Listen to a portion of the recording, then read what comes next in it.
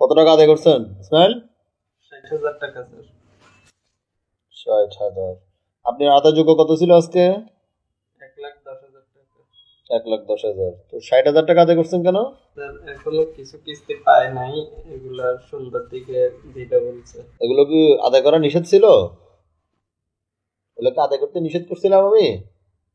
তো নিষেধ না করলে বাকি টাকা আদায়টা করবে কে? কে করবে? আপনি শুধু জি স্যার বলতেছেন, কে করবে আদায়টা? আপনার বাপ আসি করবে না আমার বাপ দিয়ে করবে? কে করবে আপনি আদায় বলেন? কথা বলতেছেন না কেন? দাঁড়ায় আছেন কেন? মুখে জবান নাই? স্যার এগুলার মধ্যে অনেকগুলাই বকেয়া সদস্য, এই কারণে। তা আপনাকে আমি মাসে ৬০,০০০ টাকা বেতন দিচ্ছি বকেয়া সদস্য শোনার জন্য? আপনি বকেয়া থাকবে, যেটা আপনার সিটে নাম আছে আপনি টাকা টাকা নিয়ে আসবেন। আপনার বকেয়া শোনার জন্য তো আপনাকে আমি ফিল্ডে পাঠাই নাই। যখন জিজ্ঞেস করি তখনই বলেন বকেয়া সদস্য। ওগুলো কি সদস্য না? না ওগুলো আপনি জাকাতের টাকা দিয়ে দিচ্ছেন, ওই টাকা আনা লাগবে না? আর কোনটা তা আনা লাগলে আপনি আনেন না কেন? সবসময় একরকম কথা বলেন, আনবো আনবো আনবো। আনবেন কখন আপনি? আপনি এখন যান বাকি টাকা সবগুলো নিয়ে আসবেন। ১,২০,০০০ টাকা আপনি যেটা বলছেন, সেটা টার্গেট যেটা দিচ্ছেন সকালবেলা, সব টার্গেট ফিল আপ করে তারপর আসবেন। যান আপনি এখন এখান থেকে।